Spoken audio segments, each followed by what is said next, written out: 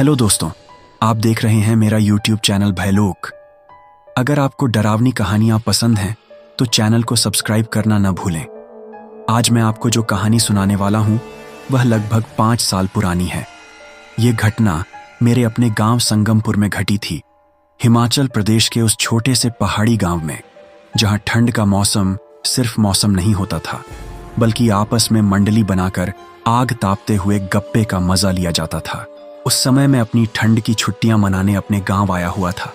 मैं हमेशा खुशमिजाज और मस्त मौला टाइप का लड़का था, इसलिए छुट्टियां मेरे लिए हमेशा मज़ेदार होती थीं। संगमपुर में ठंड अपने चरम पर थी। शाम होते ही लोग कहीं न कहीं आग जलाकर बैठ जाते, बातें करते और ठंड से बचते। मेरे गांव में मेरे बचपन के कई दोस्त थे। हम दिन भर मिलते जुलते रहते और शाम होते होते मैं घर लौट आता। एक दिन सुबह बहुत काम होने के कारण मैं दोस्तों से नहीं मिल पाया, लेकिन शाम होते होते मेरा मन उनसे मिलने के लिए बेचैन हो उठा। मैं घर से निकल ही रहा था कि मेरे चाचा राम सिंह ने कहा, बेटा 8 बजे से पहले घर आ जाना और किसी पेड़ के नीचे आग मत जलाकर बैठना। मैंने उनकी बातों को हल्के में लिया और दोस्तों के पास चल पड़ा। हम सब मिलकर हंसी मजाक कर रहे थे। तभी अर्जुन ने कहा, यार इतनी ठंड लग रही है, चलो कहीं आग जलाकर गर्माहट लेते हैं। मैंने थोड़ा डरते हुए कहा, हम अपने घर के पास ही आग जला लेते हैं। चाचा ने कहा है पेड़ के नीचे आग मत जलाना। विकास, जो हमारी मंडली का थोड़ा शरारती लड़का था, बोला, नहीं यार, अगर घर के पास जलाएंगे तो हमारे घर वाले इतनी देर तक हमें बातें नहीं करने देंगे, इससे अच्छा यही जला लेते हैं।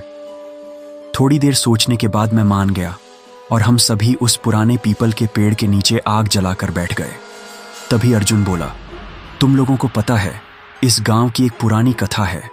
कहते हैं कि ठंड के मौसम में जो कोई भी इस पेड़ के नीचे देर रात आग जलाता है, उसके पीछे एक चुड़ैल पड़ जाती है, क्योंकि कभी इसी ठंड में उसकी मृत्यु हो गई थी।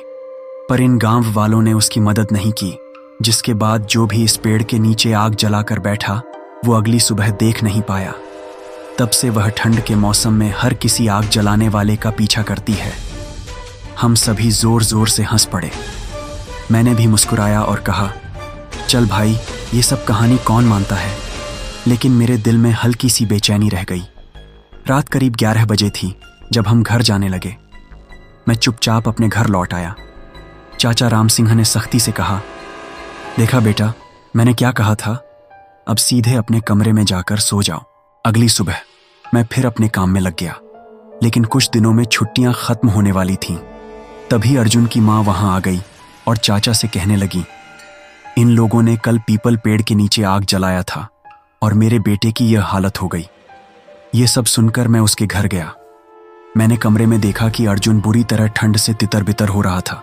पूरे शरीर में कंपन, आंखें जमी हुई और हृदय की धड़कन इतनी धीमी कि देखकर डर लग रहा था। उसने मेरे हाथ थामते हुए कहा, भाई, मैंने एक गलती कर दी।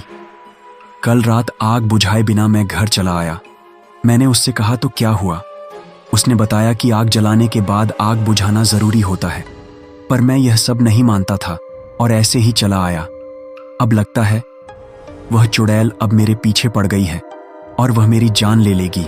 उसकी आवाज में डर, पछतावा और हिम्मत की कमी साफ झलक रही थी। मैं बस उसे देखता रह गया। उसकी आंखों में वही रात की ठंड और भय की झलक थी।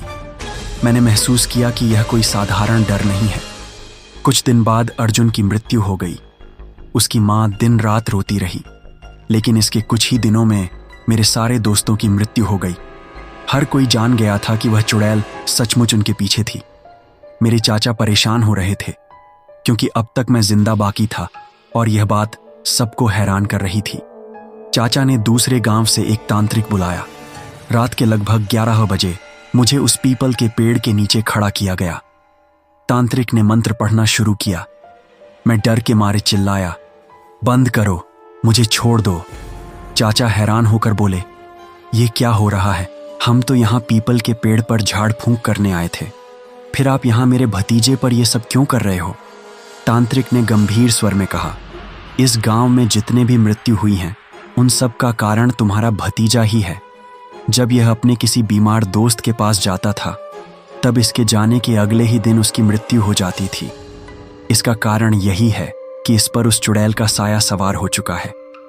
ये जैसे ही उन लड़कों से मिलता था, वह चुड़ैल उनका सारा खून चूस लेती थी। यह चुड़ैल तुम्हारे भतीजे को भी नहीं छोड़ेगी, इसलिए तंत्र मंत्र की जरूरत पेड़ को नहीं, तुम्हारे भतीजे को है। तांत्रिक मंत्र पढ़ते गया और मैं तंत्र घेरे में बेहोश हो गया। मुझे अस्पताल में खून चढ़ाया गया। महीनों बाद मैं ठीक हुआ, लेकिन वह रात, वह ठंड, अर्जुन और